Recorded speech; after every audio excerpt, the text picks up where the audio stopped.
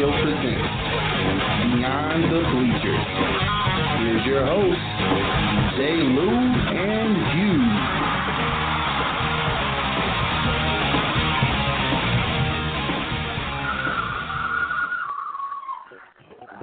What's up?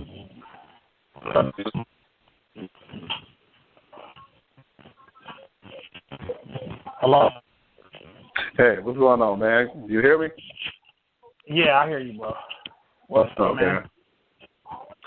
Nothing much, man. Been a crazy week, man. I worked like 7 straight and had the day off. So, yeah, I definitely was beat. I just slept in most of the day. I knew we was getting ready to prepare for the show, man, and I like the topic. So just really wanted to get on and chill and have a fun show tonight. Yeah. I want to say hello to everybody who listens to our podcast every week, man. Show us love. And, man, happy Super Bowl week, man. Yeah, happy Super Bowl it is, to man. everybody. Definitely. Yeah. I hope y'all ready for a packed show today, man. I'm gonna give a bit of a rundown of the show before we get started.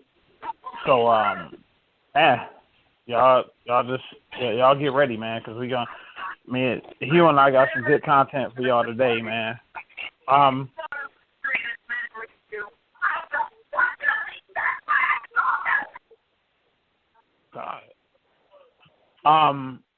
We're gonna talk about Donald Trump, man, and the latest on him.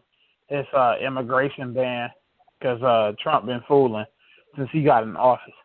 So he only been in office for like 20 days. So we talking about Donald Trump's immigration ban. We're gonna talk. Of course, we talking about Super Bowl 51 because it's Super Bowl week. We're gonna make our picks. Like last week, we just gave kind of some insight on the game, but we actually making picks this week who we think will win, and we're gonna give the we're gonna give the winning keys for each team today as well. We're gonna talk about Roger Goodell, and will it be awkward for him to get a trophy to Robert Kraft and the Patriots? Tom Brady and them, with everything that went on with the Deflategate and all that stuff. We're gonna talk NBA, a little bit of NBA. We're gonna talk about the trades, possibly happening in the NBA, and we're gonna talk about the Golden State Warriors, if they're good or bad for basketball right now. Gonna hit back on football. Talk about Tom Brady. Is he the best quarterback ever to play the game? If he wins or not, or if he already the best quarterback to play the game. Then we're going to, get into a little fun action. We're going to talk about game day, Super Bowl snacks, stuff like that. What's some good foods and stuff for y'all Super Bowl parties. And then we're going to talk about I think that's for our sports fans, we're talking about the elephant in the room, which is should Super Bowl be deemed a non-work holiday, like that Monday after the Super Bowl should it be non-work, because people don't come anyway. So should it be non-work or not? So if you ready to get it going, I'm ready. Yes, sir. That's good. All right, man. First topic, I wanna mix it up some. I don't want to go in straight, up and down order that I gave it to everybody. But I want to start out first, and I want to go with the NBA, man. Let's get the NBA out of the way, because football gonna take most of the show, all the show, because it's football week, and that's it for us, man. That's it. It's over with after this, Hugh. No more football. Yeah, it's tough, man. No more football, man, until August. Oh, my God. So it's going to be a long way, too. Right, man. We're going to have to devote this last hour to breaking that down. And of course, next week we're going to be our show is going to be about how we thought Super Bowl 51 was, and the Super Bowl winner. We have the Super Bowl winners, and that'll be our last really of football, unless of course. I mean, we're going to talk about the draft and the combine, stuff like that. But I mean, it's nothing like actual watching the games, But yeah, man, let's get into the NBA, man, and this trade stuff, man. This NBA trade stuff. First of all, I want to talk about what LeBron James said last week.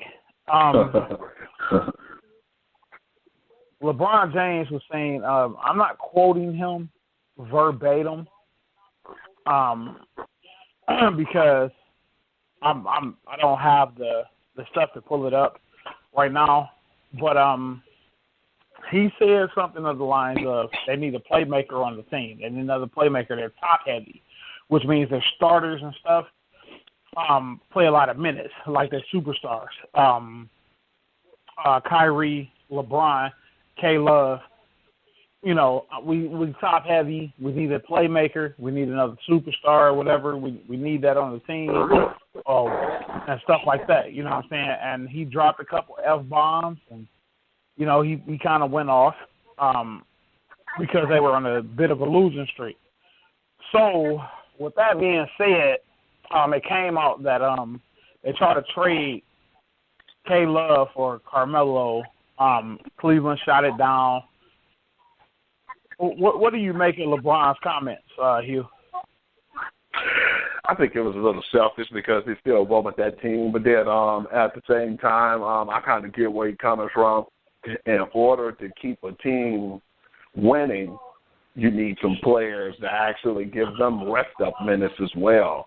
He's not saying I need a super all-star or anybody else on the team that'll be just as good, like a Boogie Cousins or anybody of that nature. He just said they want some more key role players to give them the opportunity to where he could chill on the bench and rest a little longer. They want a little bit more veterans on the team as well, like a Jameer Nelson that'll help out, with Kyrie Irving's minutes, and guys who can still come in and contribute to, what they need to do in their game plan, kind of like how the Spurs always do year in, year out. It seems like they never get to the point where they're tired, It seems like because they're always fresh. Their second unit is just as good as the first unit. So when I see that, that's what I think LeBron wants. I thought it on at first, like, man, maybe he a little whiny or whatnot about this situation, but he feels like they're getting ran to death. They're getting tired, and he wants more people on his team. Barkley had it a little different when he said he wanted superstars. I don't think he wants really superstars, but I think he wants definitely people who could come in and be on the second unit and give them a little bit more extra time to rest, because when you look at the minutes, they usually have the most minutes played in the NBA on the team. Mm-hmm. And they just want basically more of a dominant bench or a dominant second string play on their team. And I think that's what he wants right now. A lot of people thought it was whiny at first. I thought it came off as whiny. But when you look at it, it's like if you're trying to build a championship caliber team, and which now he's trying to go back-to-back. That's the reason why I feel like he got a little upset about it, because he's getting worn out. Those guys, man, they're playing so many minutes that day in, day out. Like if they got a back-to-back game and they're playing at Cleveland, then they got to turn around, and after they play in Cleveland, they got to go somewhere else like Los Angeles. Of course they're going to be worn out, man. So I think at first I was like, I'm not really feeling this brand. That's LeBron being LeBron again. He's whiny when he can't have his way. He won with this team, and now he feel like, he can't get nowhere again with this team that he just won with. But I just think right now, as of his minutes equal to Kyrie and Kevin Love and most of their starters, that they're getting tired, man. They're tired, and they just think of it, man. And now they want to do better when it comes to having more team chemistry, and not only that, but putting the people in the right places to build for a second championship run.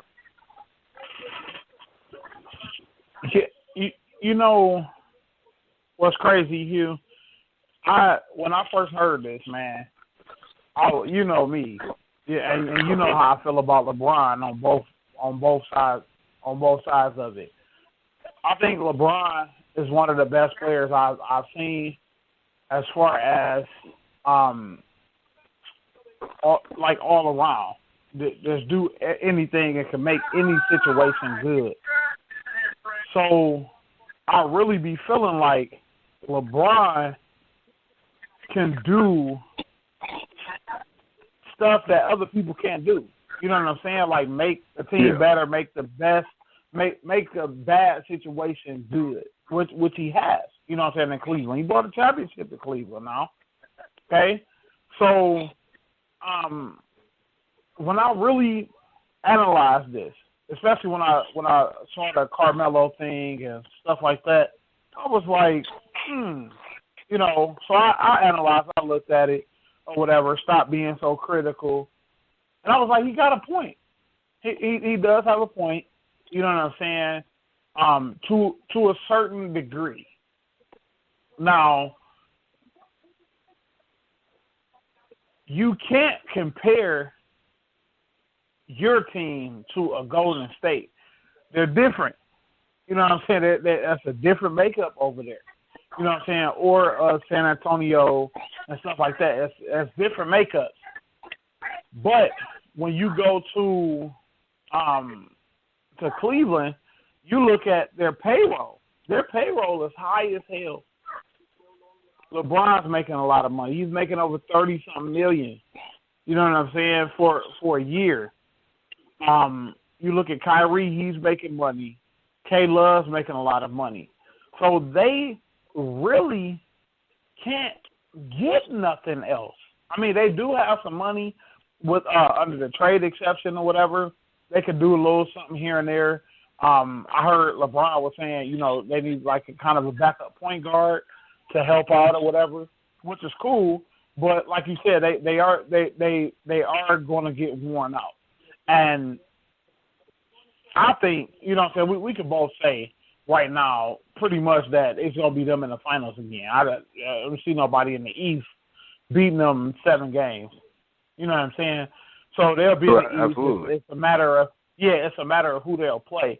They'll end up playing either San Antonio or Golden State. I don't think Houston's ready yet. They you know what I'm saying, getting there, but they're not ready yet to compete with those teams in the 7-game series in the playoffs.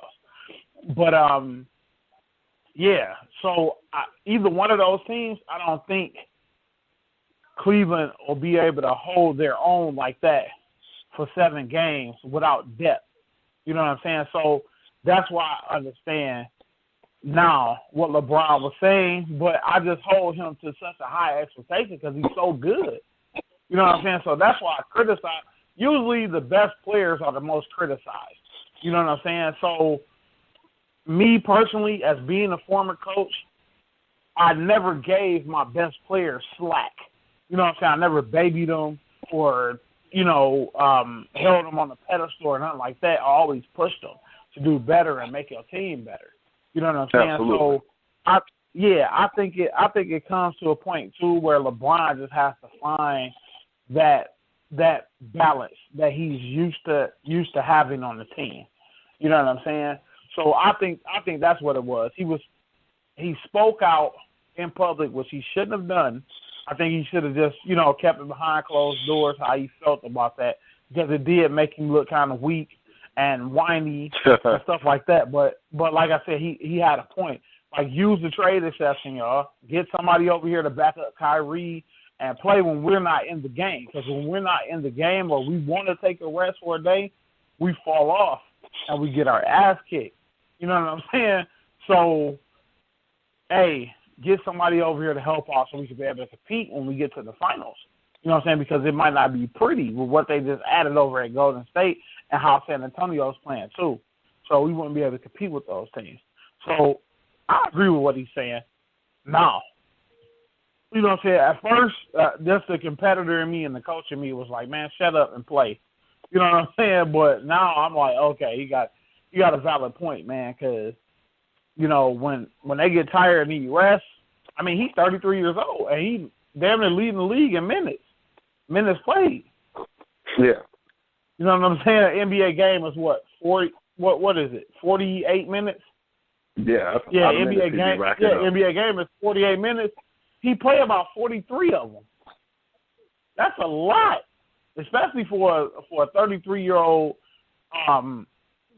small forward that's 6'9" and 260. Like, he needs some rest. You know what I'm saying? So he can go full tilt. Like, he's not 20 no more where he can just go full tilt all the time. You know what I'm saying? Give me a minute or let me steal 45 seconds of rest, give me some Gatorade in me, and I'm back out there.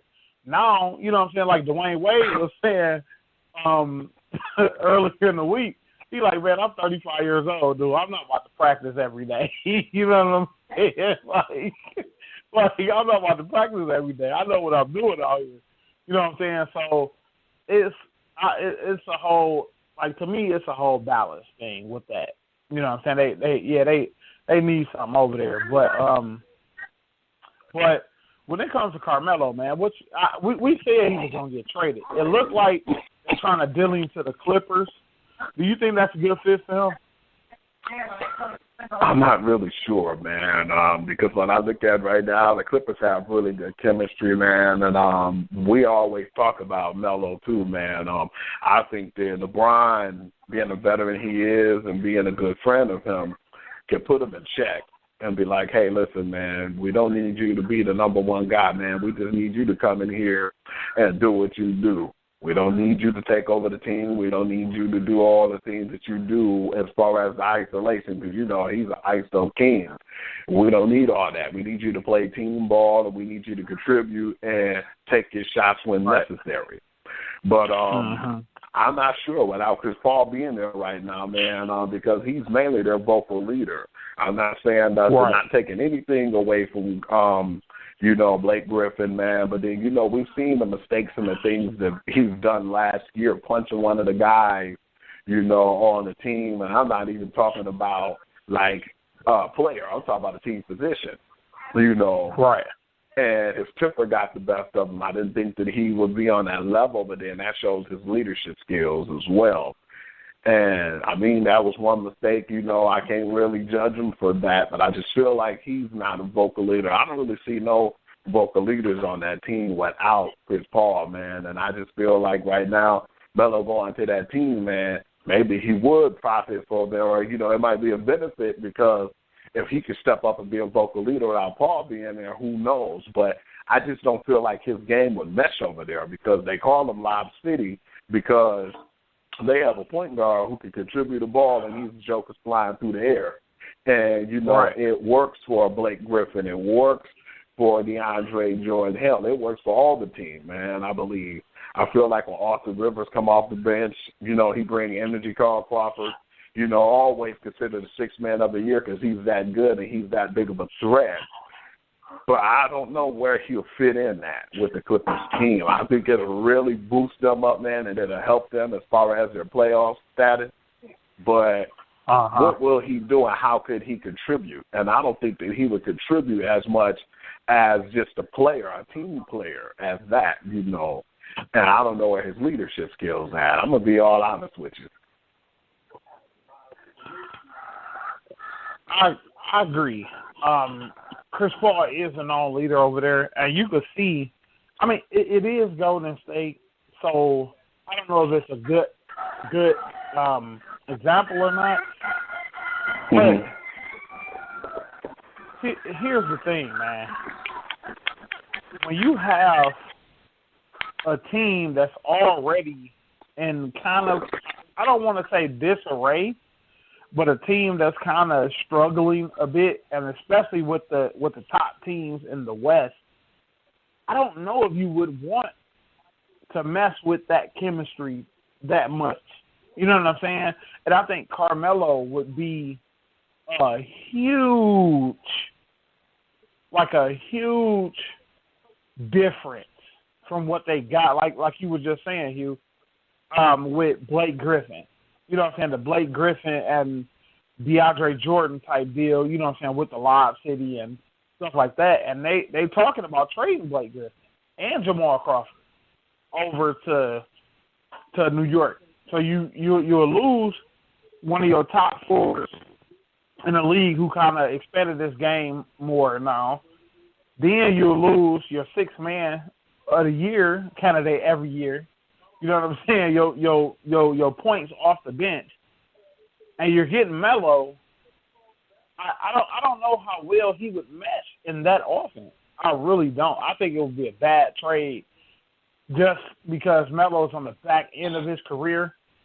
And you look at the Clippers aren't the team that, okay, they just need a piece here and a piece there. They need some help because they're in a goddamn on like one of them conferences where you got the Golden State, San Antonio's, the Houston's now, and stuff like that. That's balling. So it's not just one piece that's going to help them out. Like, it's just a championship contender right off the bat if they get Melo. No, they still going to have to work hard. Like, that's hard. So I think the Knicks will end up coming out better on that end of the trade. You know what I'm saying? Because they'll have Blake Griffin and Porzingis, and they'll have a young core, and they could build off that. They could really build. You know what I'm saying? So I think that would be a horrible spot. The best spot I think he'll be better at is, like I said, is Cleveland. And Cleveland needs to make that happen. They really need to make it happen. And I think Melo and Bron can play together because of how Bron plays. You know what I'm saying? Bron does defer. You know what I'm saying? So, and it'll take a lot of pressure off him to play with a scorer like Carmelo Anthony. You know what I'm saying? And he can really play the game that he likes to play, and Kyrie can play the game he likes to play as well. You know what I'm saying? Because LeBron can handle the ball more, and Kyrie can play off ball, and Carmelo, you know what I'm saying, of course, he do his thing. You know what I'm saying? They still keep their core. They're just losing Kevin Love and a couple bench players. Come on, man. You know what I'm saying? So they need to make it happen, man.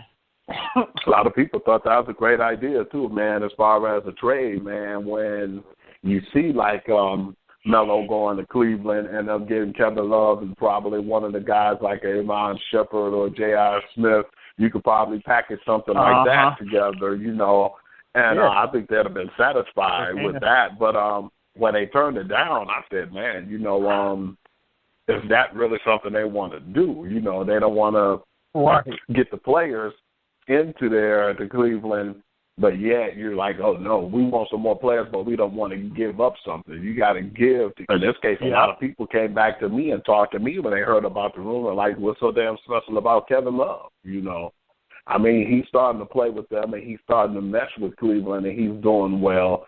But a lot of people didn't think that he was a really huge package deal. He basically like a consolation prize. They look at what he did in Minnesota, and they're seeing what he's doing with Cleveland too. And a lot of people were like, I could come off the streets and look good off Minnesota. How bad they used to look, I mean, the team's getting better. I think having Thibodeau over there really helping those guys out too, and they had a hell of a lot of draft picks to make that team a better team now. But when he was playing with the team, man, people can come off the streets and play and score like 15, 20 points and look like a superstar, I know I'm over-exaggerating because, it's not really easy to play in the NBA with NBA-caliber players, but a lot of people think that he carried a team that wasn't even really worth being on at the time. They were just as bad or maybe in the same category, not as bad as the 76ers were. Mm-hmm. And that's why people are looking now like it's over-exaggerated how well he played in Minnesota, and now they're seeing that they kind of like he got exposed when he played last year in Cleveland, even though he had to mesh and get the chemistry to play with that team. But when you look at it in the end, I think Melo is a more accurate scorer. He might not be a better rebounder, but I think that he could give them more of a scoring tandem. Him and LeBron, I think, and Kyrie would be really dangerous. But I didn't think it was that bad of a trade. Yeah. Yeah, you're right, man. Yeah, man, it's gonna start. I think really when it comes to these trades and stuff, I don't think moves gonna get made until after the All-Star break and close to the deadline, because people got to work stuff out. I heard the Clippers and Knicks were trying to find a third team. I heard Cleveland wasn't all the way out of the Carmelo sweepstakes. So, I mean, anything can happen. He's like the main trade. You know what I'm saying? There's other stuff that's going on. People trying to move contracts and stuff like that, trying to get something for players who are going to be free agents this upcoming summer. So, I mean, we'll talk more. We'll hit more on it come, after the All-Star break and stuff like that, because that's when the talk's really going to heat up with a lot of trades. You know what I'm saying? So, hey, that's our. Oh, that's that. Let's switch gears, man, right quick. Okay. Let's talk Warriors basketball. Now, when the season started, we were just like, man, KD done went to Golden State. It's about to be crazy over here. Now, usually when you have a player going to a team that's already set, you look at Golden State's core, they lost nothing, okay? They lost nothing. Their core, which is Draymond, Steph, and Clay, right? Uh-huh. They added to that core. They replaced Harrison Barnes with Kevin Durant, who is probably the second best player in the NBA. No, not probably. He is. Behind LeBron. LeBron, I think, is the best player in the NBA. But behind LeBron is Kevin Durant, okay? He's rivaling the hell out of LeBron, okay, to take over that top spot with how he plays and, you know what I'm saying, whatever. So him coming there, usually you'll have kind of a learning process, a fitting in, so to speak. He got to fit in with the team. He got to find his role and whatever. Hugh, I don't know. Well, I know you know this. Hugh, they haven't missed a goddamn beat, man. Man, it seems like when they want to, what I could say, send a message out there to the NBA, it seems like the Clippers are always their poster child. I don't know why. It seems like they always give the worst beatings to the Clippers every single time. But that last game I saw when they played the Clippers, it was really bad. It was like Steph had like 46 points, Durant had 27. It seemed like everybody was in double digits. And it was really bad. They beat those guys by probably the most I've ever seen a team get beat in the NBA.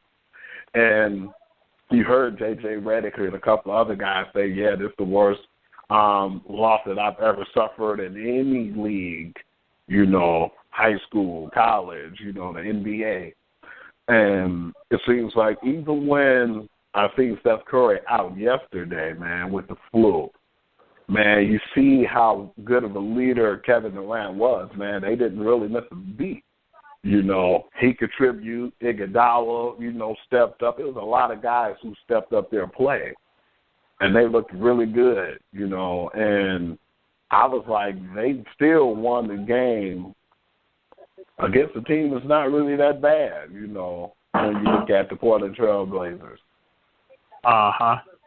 And you look at it, too, like, without Steph Curry, man, just imagine if he had came in the game. And, if he played and he had like 26, maybe 30 points, because he averaged 30 just about, or like in the mid-20s. That would have been another bad blowout by damn near 30 points once again. Mm-hmm. So, it was like, man, I was surprised, man. I don't feel like they missed a beat when they're playing, but not only that, I just feel like them being the team that they are, a lot of people notice this from the stats and looking into the game. they average 30 assists a game. Just team ball. You know, when they have team ball on that team and everybody playing as a team, it's not a me-person type of game right now. It's not like they looking at it like, this is my show.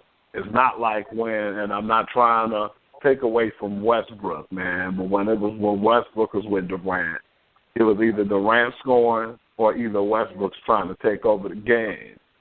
But on this team, anybody can score within their 20s. They're going to get theirs. If Steph gets 30, you know, I still see Durant getting 25, and Clay might get 20, maybe 17, but they're still going to have enough points, and they're going to contribute enough when needed to win the game. And I'm just really surprised in seeing how well they came about and how they're playing now. I really was shocked to see how good they are. Then even when Steph Curry had the flu and he was out, they just basically stepped in. Well, Durant and, you know, Iguodala had a bigger role, but they didn't lose a beat. So, yeah, I'm really impressed with this team, man. I think maybe at All-Star break they might get like a veteran present or something that'll help them out. Maybe, maybe not. They really don't need to tweak that team because they have young talent who's going to contribute sooner than later. They might not contribute as much, but you're going to get your McAdoos and some of the guys who were drafted, and they're going to step their game up. And that will happen. But for right now, I really don't think they need to move any pieces around. I don't even think it's really necessary. Right. So the main question is, Hugh, is this bad for basketball? Because I was listening to Stephen A. Smith earlier, and he was saying Kevin Durant destroyed the NBA season with going to Golden State because he knew this type of stuff was going to happen with the team because of how he fits in. And they play a good brand of basketball. Like when Dwayne Wade, Chris Bosh, and LeBron James played together at Miami, they had to mesh. You know what I'm saying? They had to mesh with each other because they were a certain type of player. Like Dwayne and LeBron, they had to kind of figure out how each other plays, you know what I'm saying, or whatever. With these guys, it's four of them. Draymond do what he do. Steph is able to still do what he do. Clay is still able to do what he do. And Durant is still able to do what he do. And he's playing off ball a lot too, which is making the game easier for him. You know what I'm saying? When you have players like that, and when you're to the caliber of what Durant is, when you can play off the ball, when you don't have to have the ball in your hand all the time and move without the ball and people create shots for you, man, the game is so much easier. Like that's why he's playing the way he is, and the dude is just efficient as all get out. I've never seen a player this efficient before. He could shoot 14 times, make 11 of them. You know what I'm saying? Have about 40 points. And he have about 40 points because he goes to the free throw line. You know what I'm saying? Mm-hmm. He don't have to shoot 20-something times a game. So that's not his game. Yeah. So are they good for basketball or not? You know what, man? A lot of people didn't like it because they felt like he sold out and it was a super team. But then, you know what, man? We got to go back to when, you know, you had these super teams like with LeBron, Chris Bosh, and Wade. You know, they didn't say it was bad for basketball then. They didn't say it was bad for basketball when they had my man's Ray Allen. You know, they didn't say it when it was him, Chris Paul, and Kevin Garnett. They didn't say it was bad for the NBA. You know, they didn't say it when it was Barkley, Hakeem, Kenny, and Vernon Maxwell and them over there, man. Maybe I exaggerated to Vernon Maxwell, but I know regardless of the fact they had a top four player on that team, you know. And they had it was Clyde. I'm sorry, it was Clyde, Elijah Wan, Barkley, and Kenny, and they didn't complain then, you know. But that's what thing that pissed me off too, because I hear a lot of Barkley saying stuff, man.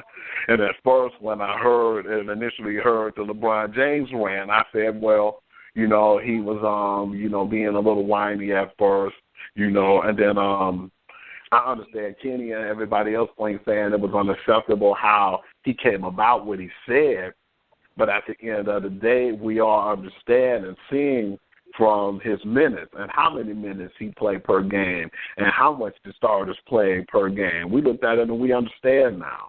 But Barkley was like he's a whiner, you know, he want all the best players on his team, and it's not about that. Most times if you want to compete and you want to win back-to-back, you do that. I mean, Golden State was a team that just fell short. I felt like Draymond was a lot of the reasons why they didn't go back-to-back. Him and his emotions and his attitude, you know, because when he got kicked out that one game, they lost big, and then when he came back, I didn't think that he had his legs under him, and then the last game they played brilliant. It was just they were all worn out going to a 7-game series when they could have had it because they had their foot on Cleveland Cavaliers' throats and they just didn't finish. So now getting him over, you know, people are like, oh, man, you know, that's not right, man. But then and again, it's like that's what you do to get back-to-back championships, you know. They're not going to get a back-to-back now, but they want another championship. Who says Kevin Durant's going to be over there next year, you know? We never know. You never know.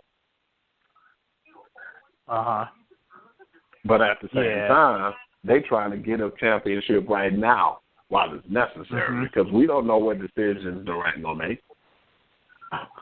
We don't know if he'll come back to Golden State. I know he would love to, but it might not be that much money going around when you know Steph's contract coming up, you know. So, yeah, man, right now, if he felt like that's the best place he can go to win, and, you know, he's going here and he's playing with a team that's playing hella team basketball, and they look good. They came together, man, this year. A lot of people say it's going to take time for them to get that chemistry, but he played his role, and it seems like every time he throws assists, man, or give assists to the guys that was already there, the Clays, you know, the Steph Currys and the Draymond Greens, man, they eat it up, you know. And I'm loving to see that right now. A lot of people might think it's bad for basketball, but at the end of the day, I feel like, hey, you got to compete. I felt like that's the best way that they felt like they could compete. You know, I looked at it and I even said to myself, like, man, it might not look good for the NBA. It might be a little ugly when this happens. But at the same time, though, they making it work, man. It's not a me type game, and they're all about me. It's all about the team, and they're playing with a beautiful team chemistry right now, and that's why I think that they're so great. And a lot of people probably thought that Kevin or Steph would be over there shooting the lights out, shooting all the time, and taking all the shots, but that ball is like spread throughout the whole team, and that's why the team's so great now. It's like Kevin definitely made them a better team. You know, they made Kevin even a better player, you know, because he knows now he don't have to take all the baskets and he don't have to do all the work now, you know. But at the same time, he knows that he will get the ball. He knows that there's not going to be somebody who say, I'm the guy and is going to take his shine either. It ain't nobody trying to take nobody's shine. Everybody's doing this together as a team. We've said a lot of times on the show before with him, and, you know, Westbrook was playing, man, one of them have to go because there's two alpha males on the team, and it can't be. It has to either be Durant's team or it has to be Westbrook's team. And that's what we see now. I mean, Westbrook's doing great with the team. But at the end of the day, you see now what Durant's doing on another team. And him not being selfish, him not having that selfish mentality makes him great. Mm-hmm. But, yeah, I think that's why people like, oh, that messed up the chemistry of the NBA or even won the NBA. But, hey, they definitely making it work. And, I mean, yeah, it might not be right and it might be bad for the NBA because you got 2 MVPs on the team. But they sure damn near make it look good. Yeah. I don't think they're bad for the NBA. Because it kind of – I thought it was going to be bad when LeBron and all of them hooked up together. And I'm like, that's going to jack the NBA up because all this superstar team crap and all this bullshit, you know. And I'm like, man, it's going to be a trend, you know. But actually what LeBron did, it was kind of good for the game. I thought it was good. You know what I'm saying? Created rivalries and kind of brought the best out of teams. As we saw, you know, that year when Dallas beat them their first year together. You know what I'm saying? Then they won 2 straight. Uh-huh. Then they won 2 straight. Then the San Antonio Spurs beat them. You know what I'm saying? So I mean, it kind of brought the best out of the league or whatever. And I think that eventually this move that Kevin Durant made, and I do think, Hugh, that he's going to be there more than just this year. So I think that this move is going to eventually make the NBA better. When you look at the league, the league is based on superstar aspect.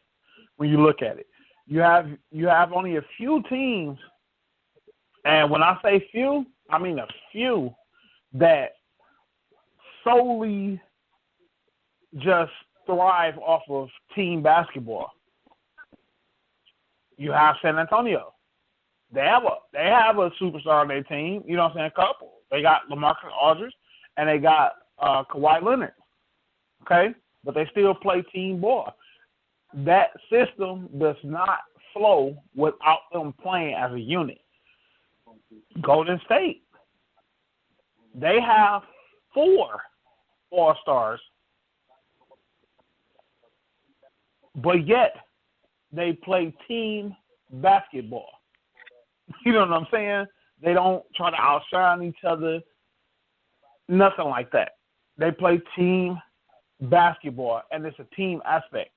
So it's letting the league know you guys aren't going to get away with just having 1 superstar player or 2 superstar players and then just building around them with all, you know what I'm saying? Like, you have to use a whole team aspect of everything. Like, it's going from just a superstar-driven league to, like, a team, more of a team league. You know what I'm saying? Because when you look at Golden State, you mention everybody on the team. You know what I'm saying? Like when you think about Cleveland, you just saying, oh, LeBron and Kyrie. You know what I'm saying? You kind of forget about Kevin Love. You know what I'm saying? And the other people on the team. Yeah. You look at other teams, you know, Clippers, Chris Paul. You may say a Blake Griffin here and there. You know, you look at Houston. Oh, James Harden. You know what I'm saying? So it's like you're not going to be able to thrive in a league without playing team basketball. Like one superstar, that one superstar, Allen Iverson shit and that Kobe shit, you know what I'm saying? That is not going to fly no more because these front offices are building teams now, and they're using superstars to do that. You know what I'm saying? So it's going to get competitive, and I think that's great for the NBA in my eyes. I think it's good because that'll make everybody better and get out of. I don't like that superstar aspect. This one player is just that's it. That's the one who's going to sell all the tickets and all this crap. But, yeah, you're going to get the money, but you're going to lose. You're going to be in the lottery every goddamn year. You know what I'm saying? You see what Philly over there doing. They patient, and they're coming along now. You know what I'm saying? They're building they're definitely improving. they're building an actual team over there, and they're being patient. And I like, surprisingly, their fans are being patient with them. You know what I'm saying? The fans ain't been in an uproar like that or whatever. They're being patient. They see the progress coming along. You know what I'm saying? So these teams are built. You look at Toronto, team baseball. You know what I'm saying? They play team base, even though you got Kyle Lowry and DeMar DeRozan, who are the stars. They defer to their teammates. You know what I'm saying? DeMar Carroll and all them guys, they defer them. They trust them. They play team ball. So, yeah, man, it's changed. I think this Golden State stuff, it changed the makeup of everything. And I think they're good for basketball. I really do. I don't think they're bad. I can see why people can think they're bad because, like I said, that's the same thing I thought when Bron, Wade, and Bosh got together like that. I'm like, oh, this is horrible for basketball. This is bad. You know what I'm saying? But, hey, it ended up being good for basketball in the long run. I couldn't sit up here and say that. Like, I was wrong. Like, it ended up being something good for basketball. Okay, man. We're going to switch gears right quick before we yeah, man, we can do about I don't want to talk about this shit long. I really don't, Hugh. Just quickly talk about the Donald Trump thing. I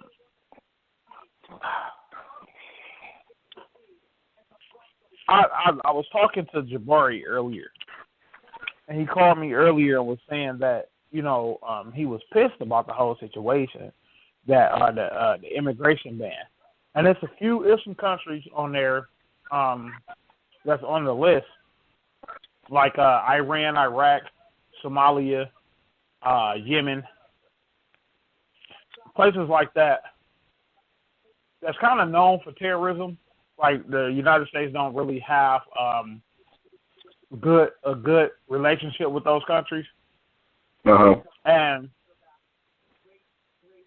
what Trump is doing, though, people that's not residents, but people that's from there, that's U.S. citizens here, going to visit, and he's not allowing them to come back. And people are missing their husbands, their wives, their, you know, sisters, brothers, uncles, aunts, whatever. What do you think about this, man? Because he's getting to the point where he is starting to violate the Constitution. So when you start messing with the Constitution, you messing with fire. They don't want to touch the Constitution at all. I mean, it's been years since the Constitution. I mean, us as black men, we could tell you that. They're not going to mess with the Constitution. You know what I'm saying? So this country isn't built or never has been built on that type of stuff. They usually just let everybody in. You know what I'm saying? So you just can't go and, hold, stop, nope, we're not letting them in. You can't do that. You know what I'm saying? It's against our Constitution.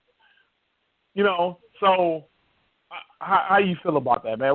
How you feel about what Trump's doing right now, man, as president? I mean, he only been in there, 10 days?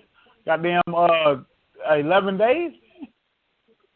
He hasn't been in there long, man, and making crazy decisions, man. And he tweeted a lot of unnecessary BS that I've been seeing or I'll see, like, come past my page every now and then. I just think that he was, I told you he was power hungry, man, and I didn't really think this was going to really work out, man. And this is just the beginning of what he's doing. We don't know how bad it's going to get yet, man, because he just started, man. Just think about this is him starting out everything, man. It's going to get worse, man, to me. That's what I'm believing. It's a little scary. rough topic to think about and even talk about, man, because, you know, and then you think about this whole situation and think that this guy is our leader. He's the leader of the United States. And the decisions he makes is going to help us, or it's going to help it's going to help put us in a messed up situation. Just don't really know if he's good for business, man. But then it's like, I understand what you said about him and Hillary, man. A lot of people didn't trust Hillary neither as much as they didn't trust Donald Trump and looked at it like it don't matter who it is, we're still screwed. But for him to just jump in and start making these decisions like that, man, I definitely think it's bad for business, man. It's bad for this country right now. I just hope that he don't keep overstepping his boundaries and go overboard, man. Because I think he already went overboard. Yeah, he's doing a lot of stuff off emotion. Yeah, exactly. And like this is what I was telling. This is actually what I was telling Jabari. I was like, his mindset, I don't feel like is wrong as far as, okay, we're gonna try to keep terrorism out of the country, but you can't do what you're doing. That's wrong. You know what I'm saying? You can't do it that way. You just said it, Hugh. You can't go off emotions of how you feel and just change the Constitution on the fly. You can't do that. And that shit is going to end up getting him impeached. It is. You can't sit up there and do that. And I was just talking to my daughter's grandmother not too long ago, and she was saying that he is trying to run the country as like a business. Like in a business, you can tell somebody, hey, man, you can't come in here no more, you done. Right. You know what I'm saying? You through. You can't come in my business no more. Go ass on. You know what I'm saying? We don't want you here no more. Could do that. And then even there's even laws against that. You can't discriminate like that. You know what I'm saying? Oh, you from this country, so push on. You know what I'm saying? You can't come back. You fired. That's discrimination laws against that. So, yeah, man. It's crazy. And then I heard it was kind of it'll be affecting the NBA too with their foreign players. You know what I'm saying? From certain countries. You know what I'm saying? Because they may have certain players that's overseas right now playing that, you know what I'm saying, supposed to come to the NBA next year or something like that. They're on the ban list. They can't come. You know what I'm saying? So it's like something has to be I think something gonna be done about that. Like people protesting the hell out of him, and you know what I'm saying, they never wanted him in office, but yet the majority of people voted for him. Like I don't understand that. Yeah, absolutely. So many people wanted him in office, and so many people wanted him to be the president. Now we got like all these protests. Every time you turn around and look on a different channel, you're seeing protests. And it's like, hey, man, America, that's what y'all chose, man. Y'all made that dead. Right. Y'all going to have to lie in it, you know. But then want to get mad when people feel like, man, I don't think that it's good or for me to vote for any of them because they're not worth me voting for. Then people want to, you not, voting why? You don't want to vote for what reason? Hey, that's my right. If I want to, I can. If I don't want to, I don't have to. That's my choice. But you can't look at me and antagonize me because I didn't do so. Or say this is the reason Hillary is not the president. Hell, I really didn't want her to be the president either. If any of us had a choice to have a president of the United States, most of us would have picked Bernie. Period. Mm-hmm. I see that was the main reason I said what I was saying about the voting stuff. Mm-hmm. I'm like, it doesn't matter who you vote for; they're going to do what they want to do anyway.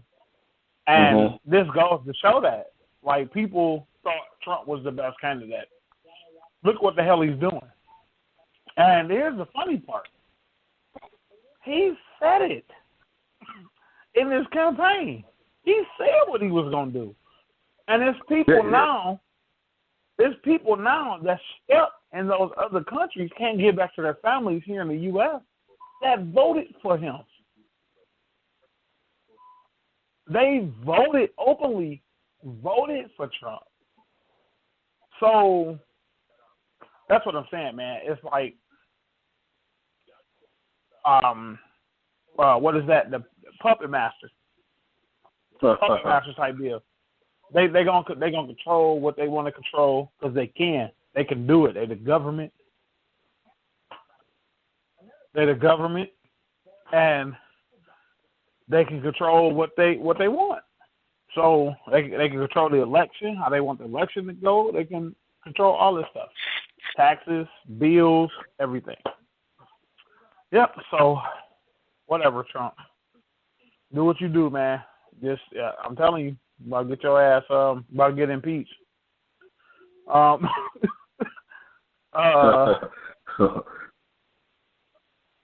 It is it's Super Bowl time, man.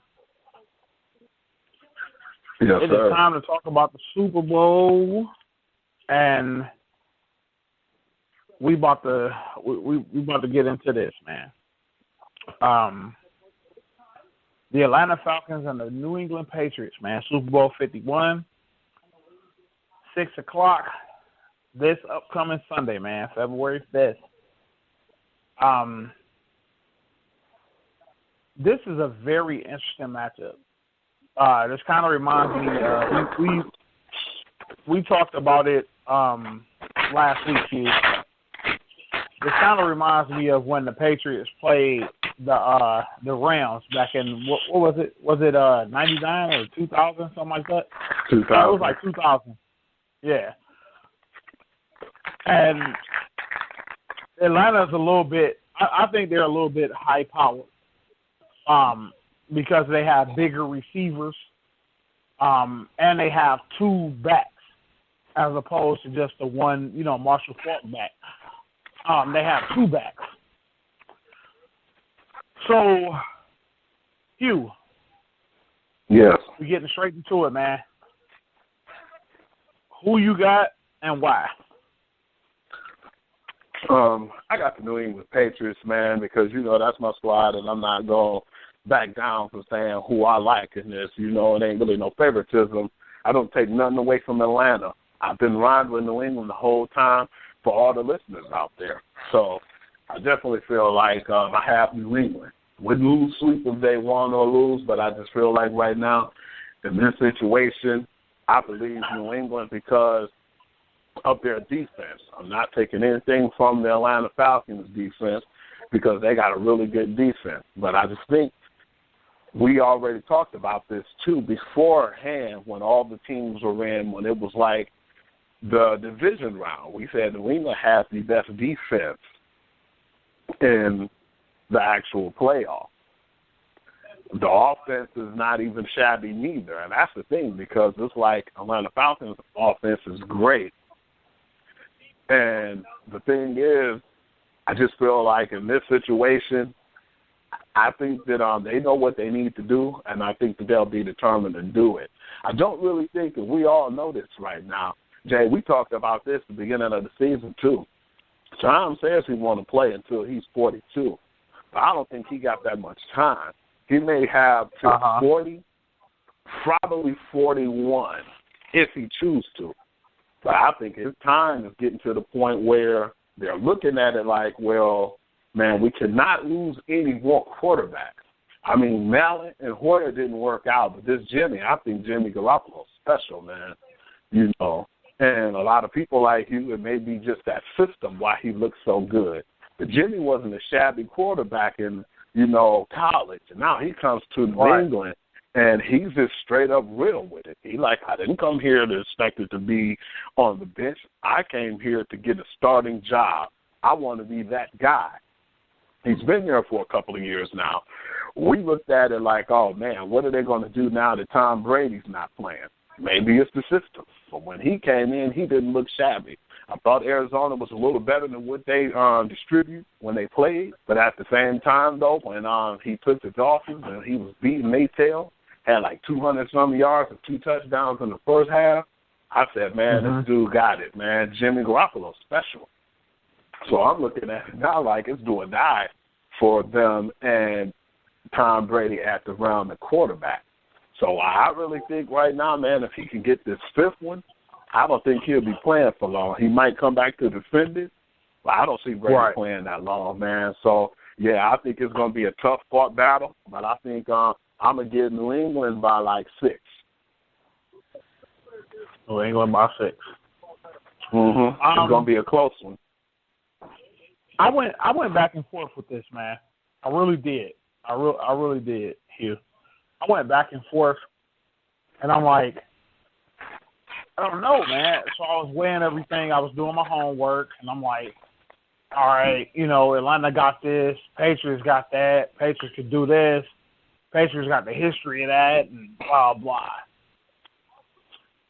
And it was tough, man, trying to pick somebody because I kind of pride myself on being unbiased when it comes to sports. Uh-huh. So I was like, I don't know who I'm going to get. And then I just was like, I just don't see the Patriots.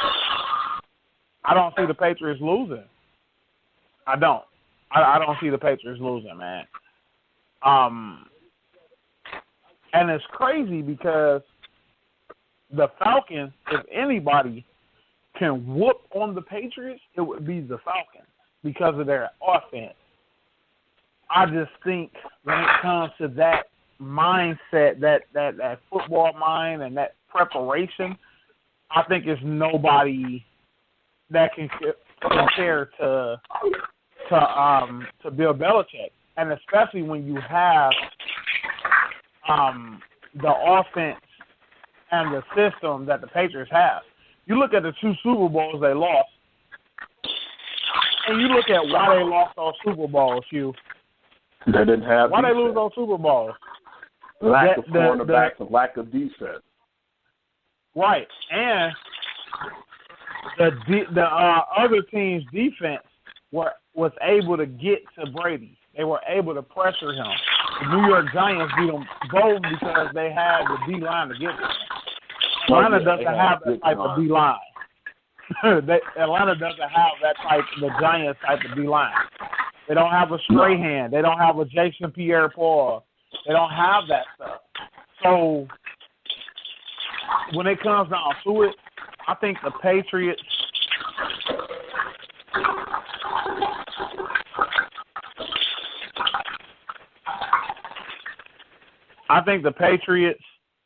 are they to me, like I said, they're like the team that has to be proven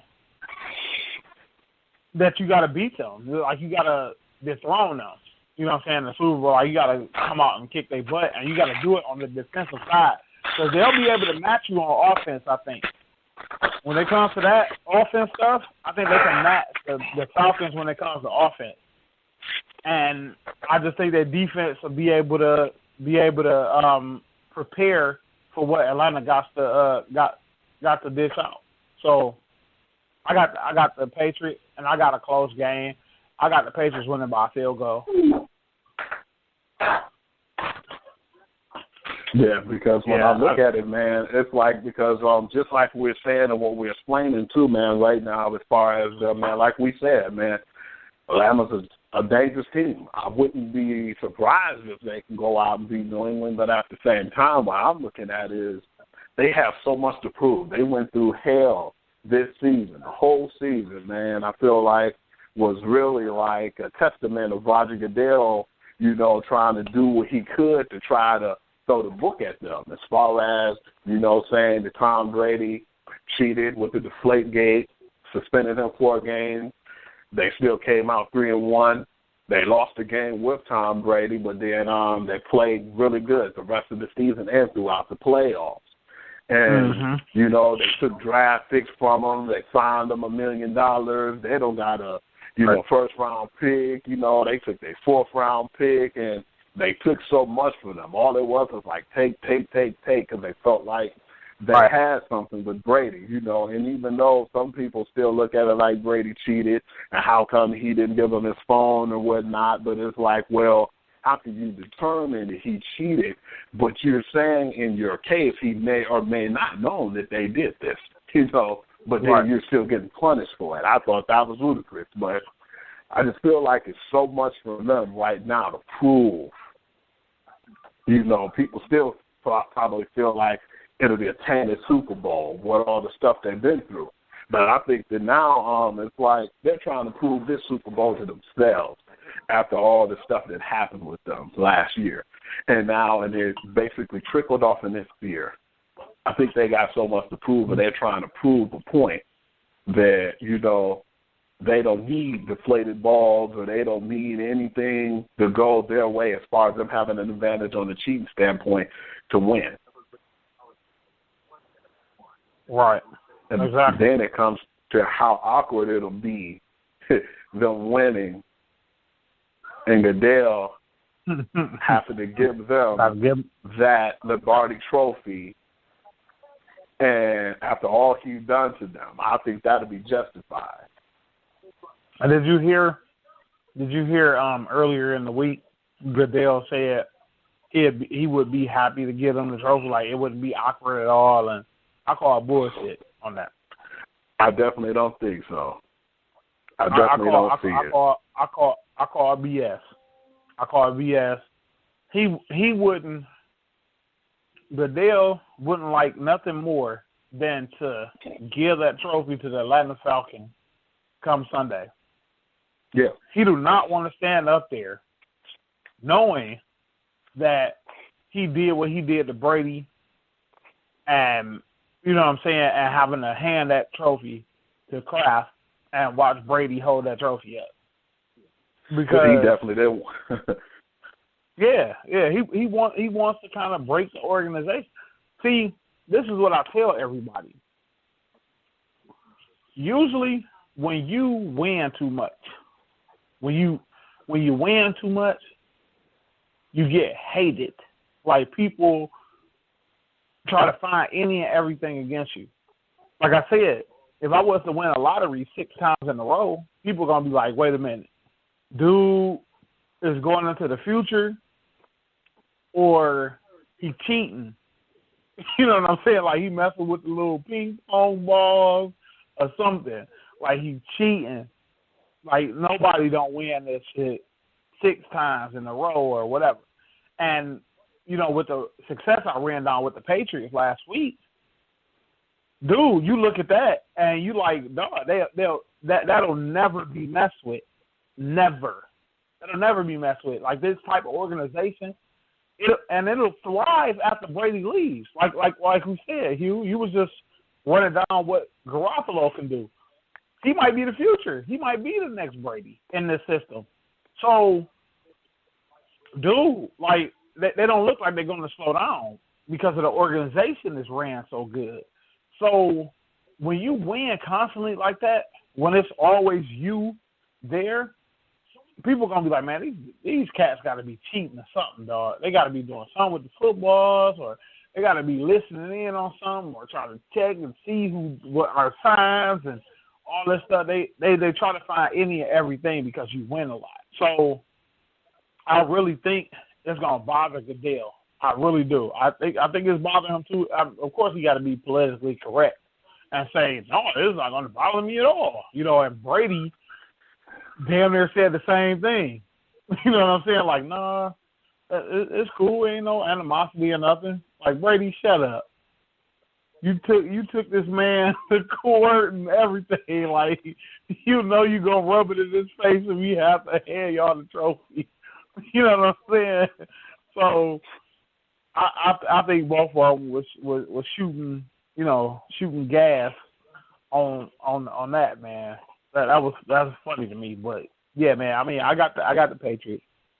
I got them by 3. You say you got about what, 6? Yep, I got them by 2 field goals. Got them by 2 field goals. Yeah, I do think it's gonna be an entertaining game. I really do. I don't think the Atlanta Falcons gonna come out flat or they're gonna come out scared or nothing like that. I think they're gonna be hyped. I think Matt Ryan gonna do his thing. Still, I think it's gonna be a QB duel to the death. You know what I'm saying? But I think the Patriots going to be able to do just enough on defense to get the Falcons. I think they're going to be a little bit more prepared for what the Falcons got. I really do. I think so. I want to talk about, though, the keys, like for both teams, man. What's your keys to the Atlanta Falcons winning? What would they have to do to the Patriots to win the game? They're going to have to beat the Patriots in the turnover game, man. That's one thing that I've seen that both of them do well, man. They don't turn over the ball. So that's going to be for both of the teams, man. But mainly right now, that's the strength, well, it would be the strength for Atlanta. If they could just have a turnover-free game and, lure the Patriots into making turnovers. Mm-hmm. I think the more possession. Yeah. Yep. The ball control. Yeah. I think the Falcons' keys to winning this game is they're going to have to keep the Patriots' offense off the field for one. Mm-hmm. So when you score fast, I think the Patriots can match that. So the best way to keep New England out of the game is to keep Tom Brady off this field. So I say maximize your drives. You know what I'm saying? That's going to call for smart play calling, for one. Get your first downs, 10, 11 play drives. At times, 8. I would say no less than 8 play drives. 8 and above. Ball control, and then you're going to have to get pressure on Tom Brady when he's on the field. You're going to have to get pressure on him. You can't beat Tom Brady letting him stand in that pocket and pick you apart. It's not going. We both know that, Hugh. It's not going to happen. Not at all. Not at all. Setting yourself up to get 40 points put up on you, and the Falcons, like I said, the Falcons can score 40. They can put the points up, but like I said, yes, they can. It's gonna come down to that they're gonna have to be able to do it for the whole 4 quarters with the Patriots, and that their preparation on defense is gonna be a little different.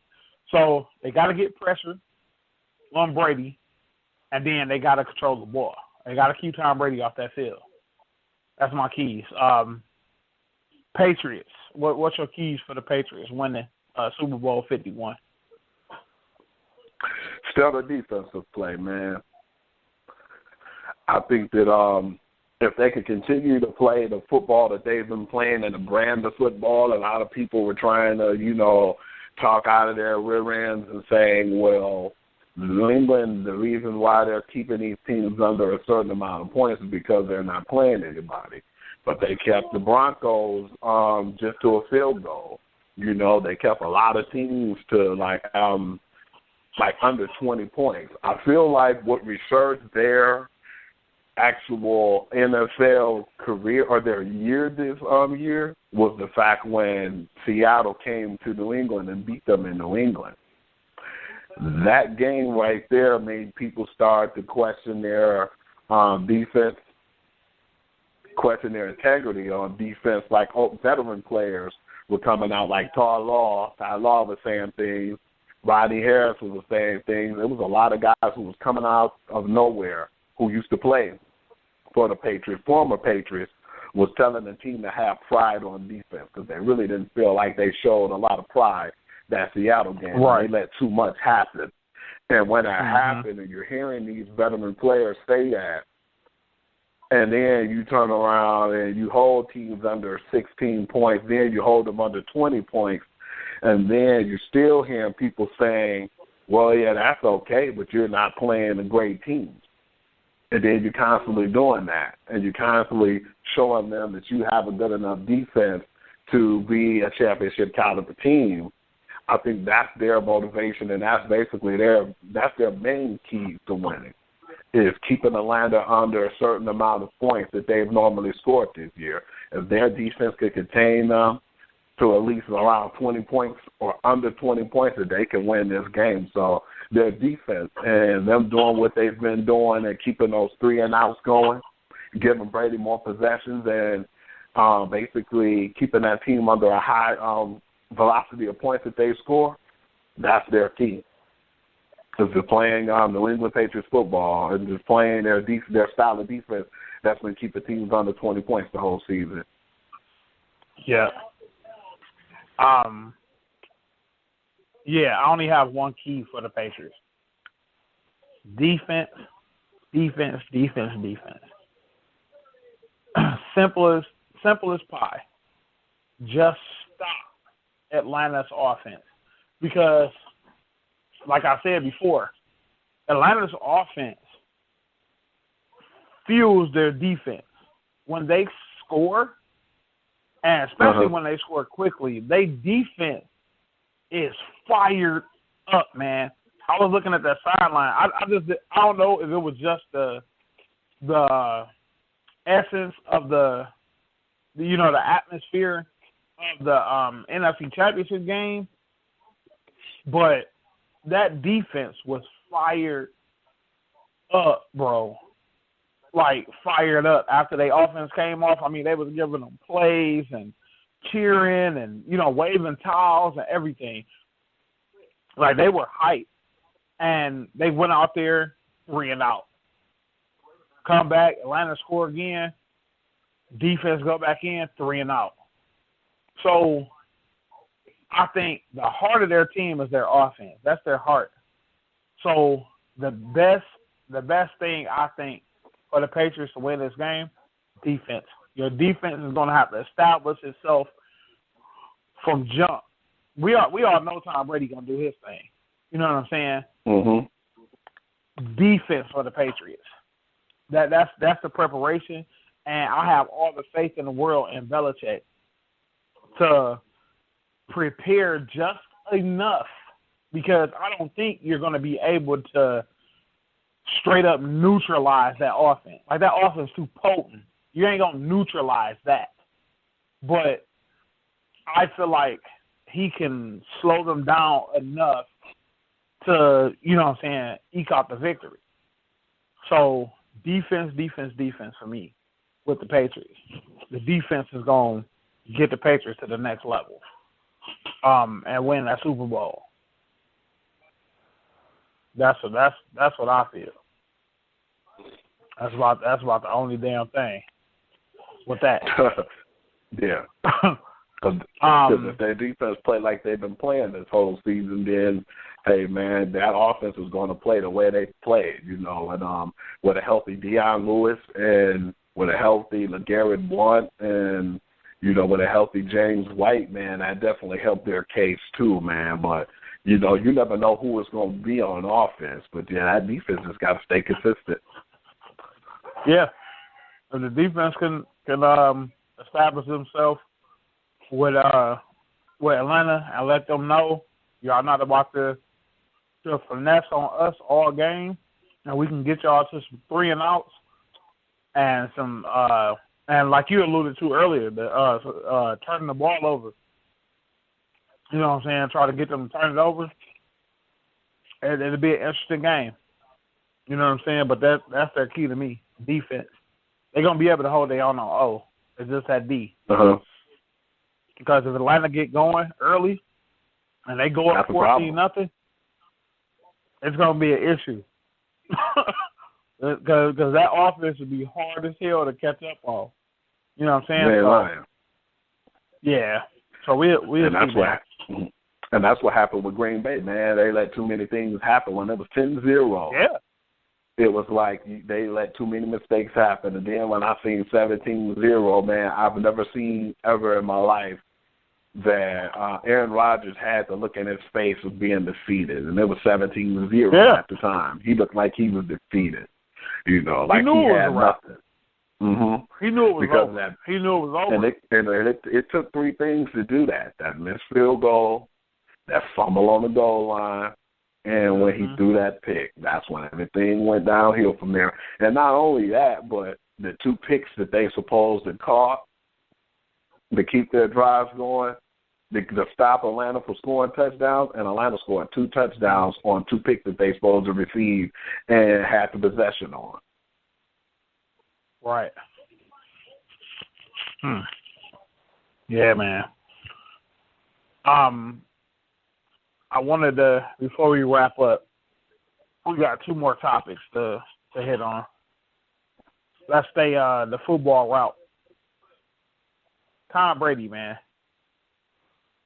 Is he the best quarterback right now, ever, or should he? Will Super Bowl number 5 solidify that? No more argument, no nothing.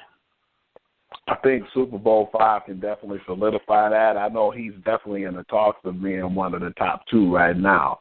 But I think the 5th Super Bowl would neutralize anything that other people will have to say due to the fact that, they'll say, well, what about the 2 he lost? Terry Bradshaw won 4 and he didn't lose any, and the same thing with Joe Montana. But when you look at the 2, it's like this. If New England kept the teams that they had when they won the first Super Bowl, and with Ty Law and all the people that they had, all the great defensive talent, William Malloy and those guys, they probably could have won just as many without having any, blemishes on their record by losing a couple. People don't give them that credit. I have to talk to people about that. I'm not an argumentative person, but when people try to say stuff, I used to hear like associates and people who, like you say, who really hate the Patriots. This came out today on ESPN. They're the most hated team again this year.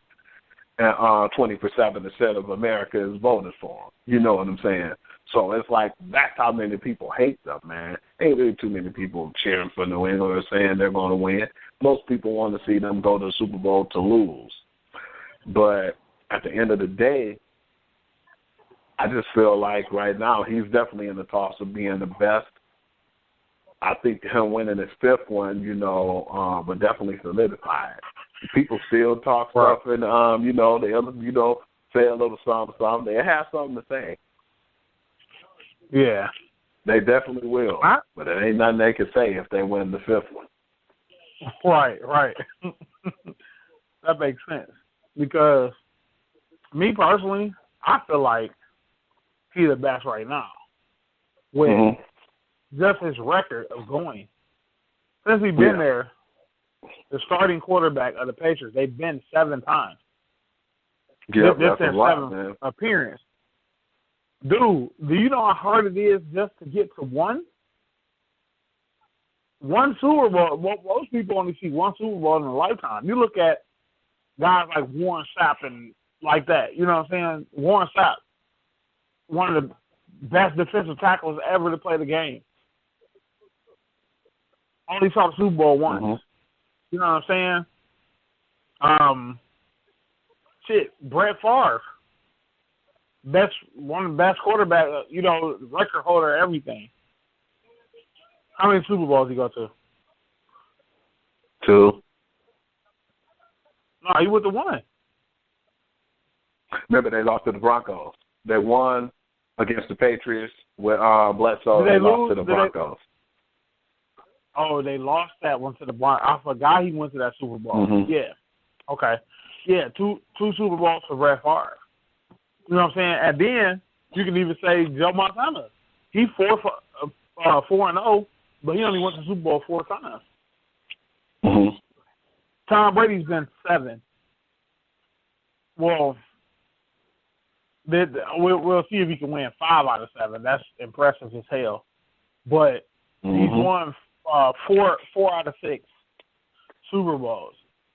I think he's the best now. And then I think with the 49ers team that Montana was on, you look at that team was stacked.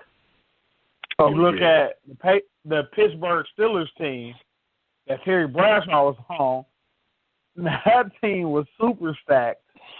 And their defense was just nobody was running or doing nothing on the defense.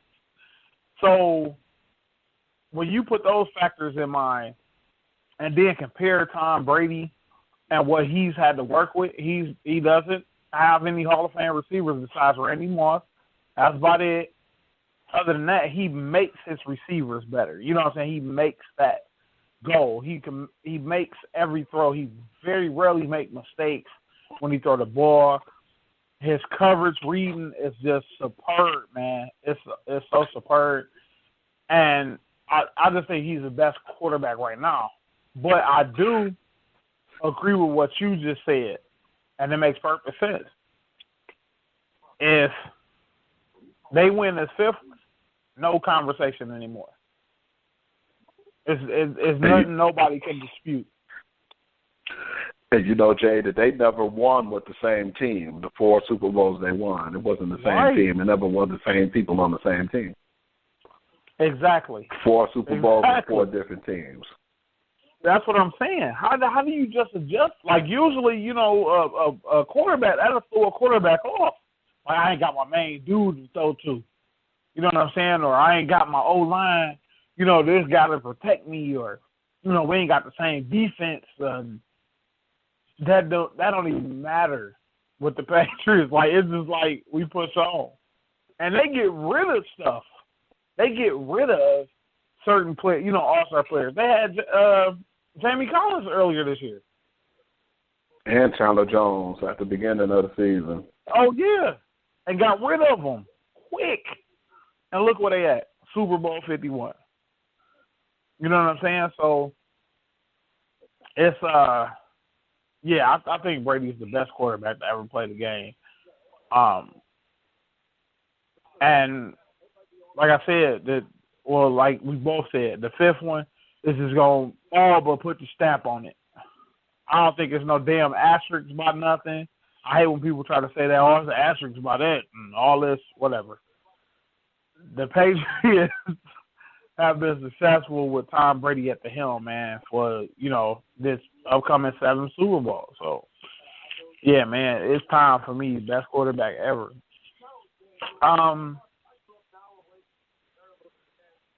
Oh, we had a couple more. Okay, I wanna do the stuff about the snacks last. The Super Bowl, man. The day after the Super Bowl, Hugh, nobody freaking comes to work.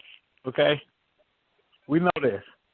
Don't nobody come to work after no damn Super Bowl because people be tired and, you know, been drinking and all that. To the Monday after the Super Bowl be deemed a non-work holiday?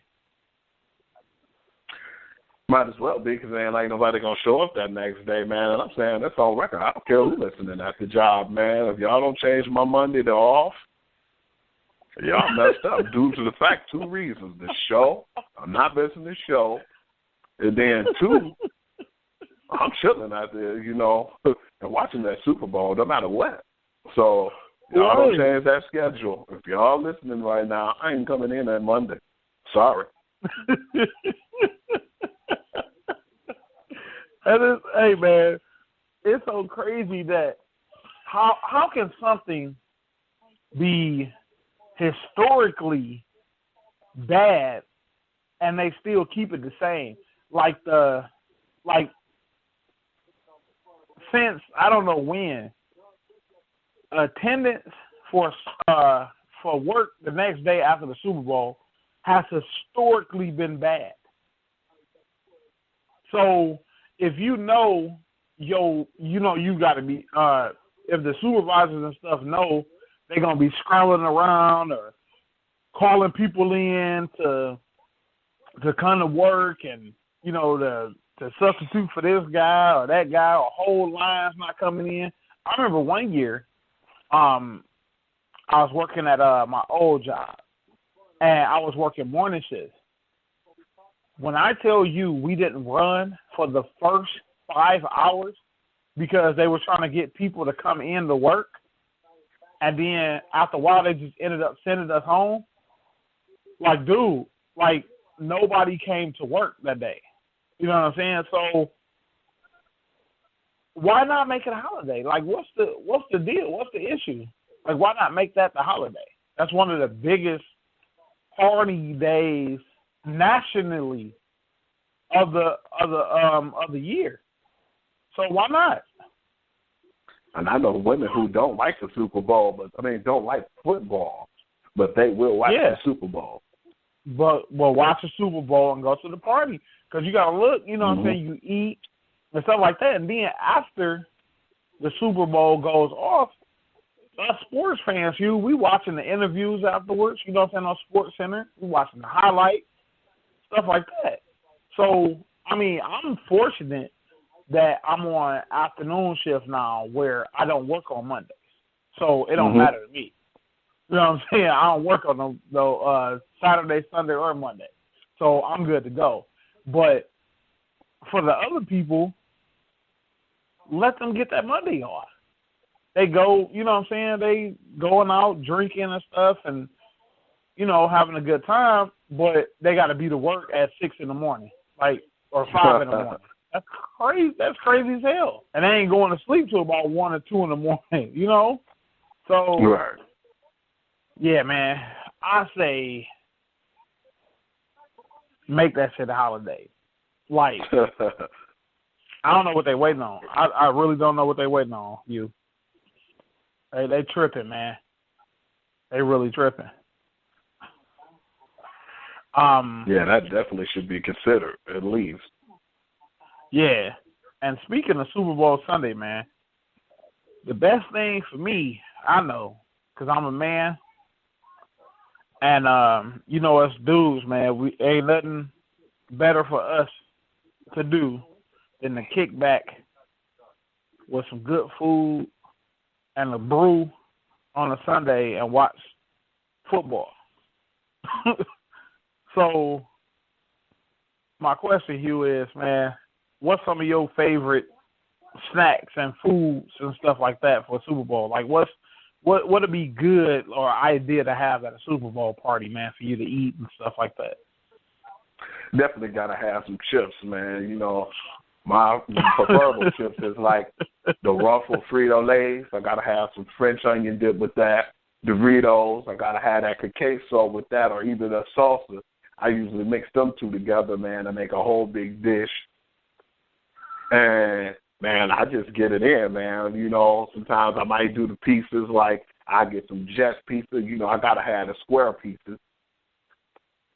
I got to have, you know, my wings. You know, I probably go to Captain J's and get some wings or whatnot, man. But there's certain places that I go to and I want to go and grab some food at just to really have a good Super Bowl party. Even if I'm solo, I still get a damn Jets pizza and like at least 20 wings for myself and, you know, get me some chips or something just to chill with. I don't have to have nobody over, but I'm going to definitely have some good food that'll last me Super Bowl Sunday and that Monday.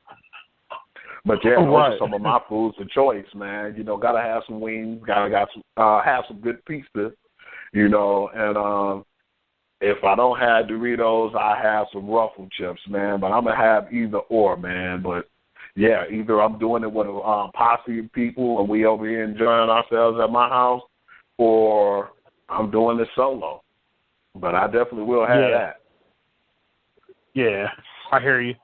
You know, for me, when I go to a Super Bowl party, now I've been to some good ones in my day. Like when I was younger, like in high school and coming up like my early to mid-20s, I always went to good Super Bowl parties. Like it was always good. You know what I'm saying? Like the food was just dynamic. I mean, I'm talking people throwing steaks on the grill, you know, grilled chicken nachos. And, I mean, just that sounds good. All dog, like stuff like that, Hugh. Like, you know what I'm saying? And I'm like, man, this, you know, this all right. You know what I'm saying? And to me, it became a place where, you know, that's your day. You know, it's the last day of the football season, and you know, we gonna pick out. Like we ain't got time to be worried about no damn diets and people trying to watch what they eat. They don't want to eat this many chips. They don't want to eat that many nachos. Too many wings out. Dog, we ain't nobody talking about none of that garbage. I'm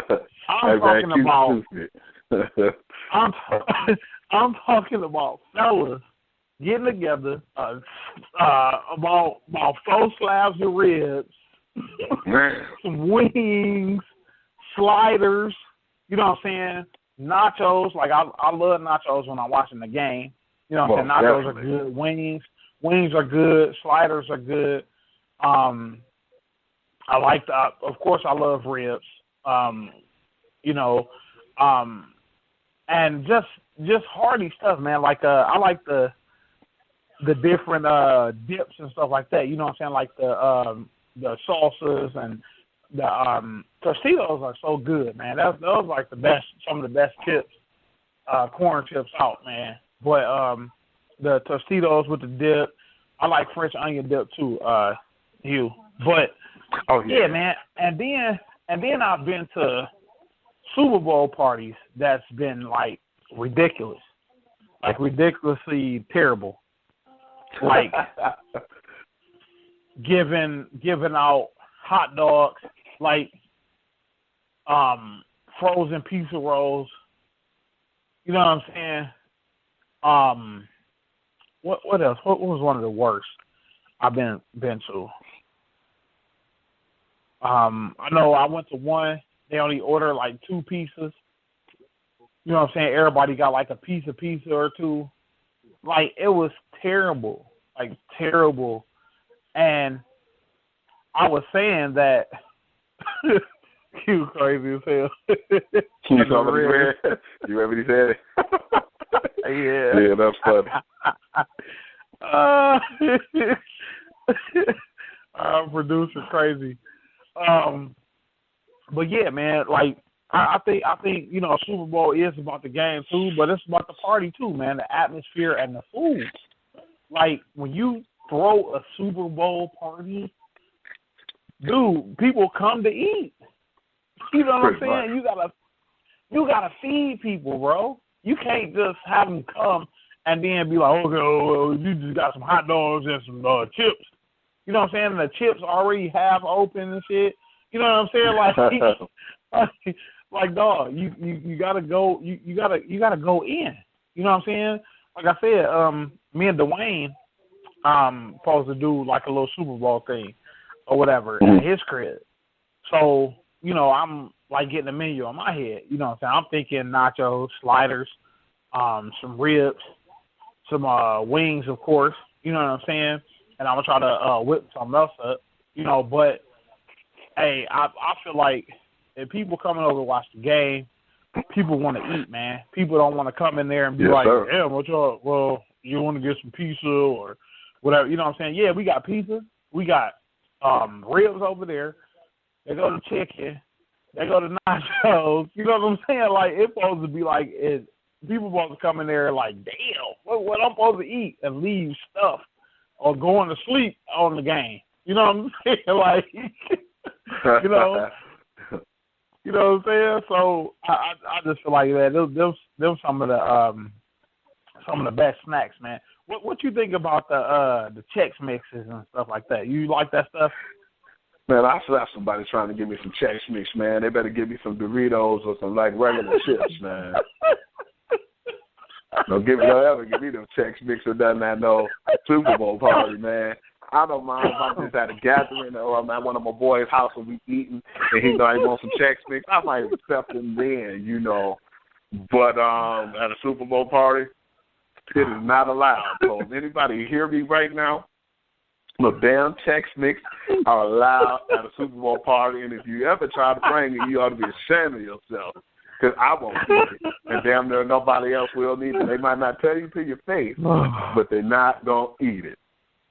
Man, I swear to God, I remember last year, man, it was a big old snowstorm. And I went over a friend's house for the Super Bowl party. So it wasn't bad. You know what I'm saying? It wasn't bad. They had like this big old submarine, and we had nachos and pizza and stuff like that. It was straight. But you know how before everything gets there, you know, you have your little snacks. You know what I'm saying? Like, you know, your little chips, like you were saying, the Doritos, stuff like that. Man, dude had Doritos. He had Lay's. It was like 3 different types of Lay's mixed together. Straight little mix. And right by it, man, he had this big old bowl of Tex Mix, man. And at the end of the night, that same bowl of Tex Mix was just sitting there. Everything else gone, man. He got the Tex Mix just sitting there. And he was like, "Oh, nobody don't eat Tex Mix no more." I'm like, "Nah, man, like that's crazy. Nobody had no damn Tex Mix, especially when you got like good ass chips out there like that. You know what I'm saying?" Absolutely, some good chips and some dip with salsa and whatnot. Right. Q seemed disappointed, man. He said it ain't no Captain J's and Jets out there in Colorado, man. I see. Andy talking about some he eats a little cheddar check. That's not a party request. And he was talking about weed, and I'm like, man, you can't say weed, but I keep forgetting his ass is Denver. He can say that because it's legal there, man. Ain't that something? Well, he said we'll be put behind bars. He can say weed all he want, man, and everything good. Right. Yeah, man, but yeah, those are our types of snacks and foods, man. We just want to tell everybody who listens to the podcast, man, y'all enjoy yourselves, man, out here. This upcoming weekend, man, y'all be safe. Eat y'all asses off. Don't go to no whack Super Bowl parties right now. I'm telling y'all, like that's it. That's 2017, man. Most of us who in the circle that listen to this show or whatever, I know most of y'all about our age, we not settling for no whack ass Super Bowl parties no more. Not with no damn chili dogs and all this shit and Totino's pizza rolls and all that shit, like the frozen ass pizzas that what is that, the Red Baron or the Totino's pizza and shit. Like we not doing that. Like we not doing that. We gonna go to Super Bowl parties. They got good food so we can eat, laugh, get drunk, and enjoy the game and all of that, man. So if you had a whack ass Super Bowl party, leave and find a better one. Find a better Super Bowl party. I'm telling y'all right now, leave and go to something better. But absolutely. Yeah, man. Yeah, man.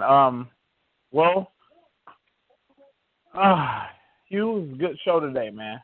I'm tired as hell. Yeah, it's always a pleasure. I'm happy you did the show today, under the circumstances, man. Oh my God, bro! I didn't go. Like I watched the Royal Rumble last night, and the Royal Rumble was over by like 10:40 or something, 10:45. So I chilled for a minute.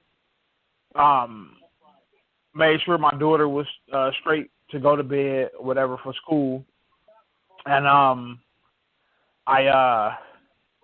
stressed out, and I usually browse my phone, look on YouTube, look at a couple cooking videos, little top 10 stuff or whatever, and about 2 o'clock I got real sleepy. Like I was like, all right, I'm sleepy as hell. So I turned the video off, tried to go to sleep, man, and ended up getting wide awake for some reason. Like wide awake. So I'm like, damn, I'm up, So I ended up watching a couple Gordon Ramsay videos. I was watching a couple Supernatural top 15 scariest videos on the internet stuff. So before I knew it, man, it's 5 a.m. So I see my daughter off to school at about 7 o'clock. See her off to school. come back. I'm like, I'm hungry. Made me some breakfast, kicked it with the dog. We watching TV and stuff like that, man. So I ended up laying down probably about like 11:30 and woke up at 3. My daughter came home. I made dinner. I was done with dinner about 5. So, dog, I'm tired. I only had 3 hours of sleep, man, about 2 days. So, I'm sleepy, man. But I got through it. Good to go. I ain't going to get through Monday Night Raw tonight. Oh, no. but I got through the show, man. I was telling my girl, I'm like, man, I would love to just take the day and just chill, today. And she was like, well, babe, you got the Super Bowl, I was like, I know. I was like, so I couldn't be like, hey, y'all, we can't do the show. Nah, man, I had the show goes on. It's Super Bowl, dog. I got to do the show, Yep. So, yeah, man, on behalf of Hugh, and myself, we wish y'all a happy Super Bowl week, man. Super Bowl Sunday, like I said, be safe out here this Sunday, man. Out partying and stuff, drinking, stuff like that. Remember, don't drink and drive. Get y'all an Uber. And I'm kind of addicted to the Uber app now, man. The Ubers are awesome. Ubers are awesome, dude. But yeah, man, call y'all an Uber or something or whatever, transportation y'all got. Have fun. Like Hugh and I said, leave them raggedy ass Super Bowl parties alone. Go to a real Super Bowl party, or just go to Buffalo Wild Wings, get you a shitload of wings, watch the game, and enjoy the Super Bowl, man. So y'all be safe. We love y'all, man. Thanks for the support again. Thank you, Q, for producing the show, man. You're a blessing. You are, dog. You're a blessing. We appreciate we've been having more. Yeah, man. We've been having more fun on the show. It's just I love the entrance we got now. So, and he's working on it every day, dog. He's making something better every day for us. So, give a shout out to him, man. You enjoy the Super Bowl as well. So, man, y'all be safe, man. We out of here. Peace. All right, y'all have a blessed one. Peace.